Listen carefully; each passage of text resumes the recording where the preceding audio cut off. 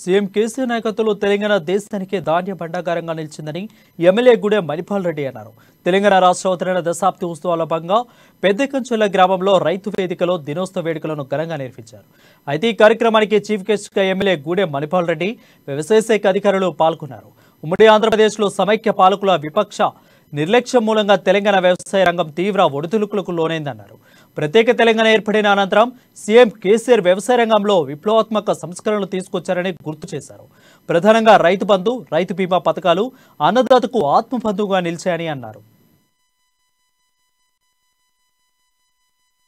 తెలంగాణ రాష్ట్ర వ్యాప్తంగా జరుగుతున్న కార్యక్రమంలో భాగంగా తెలంగాణ రాష్ట్రం ఏర్పడి తెలంగాణ సాధించిన తర్వాత 9 సంవత్సరాలు పూర్తి చేసుకొని 10వ సంవత్సరంలో అడుగుపెట్టిన సందర్భంగా దశాబ్ది ఉత్సవాలు 21 రోజులు 3 వారాల పాటు జరగాలని ప్రభుత్వం నిర్ణయించి ముఖ్యమంత్రి గారి ఆదేశాలు.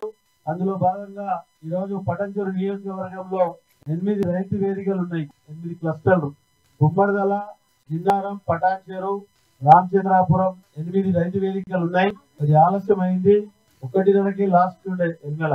కాబట్టి మీరందరూ ఆలోచన చేయాలి. ఒకసారి గతంలో ఏంటి పరిస్థితి, తెలంగాణ రాకముందు ఏంటి పరిస్థితి, తెలంగాణ వచ్చినాక పరిస్థితి ఏందో ఒకసారి ఆలోచన చేయాలి. 9 సంవత్సరాల క్రితం ఏముండే, ఇప్పుడు ఏమున్నది. మనమందరము చాలా మంది ముఖ్యమంత్రులను ప్రభుత్వాలను చూసినాం.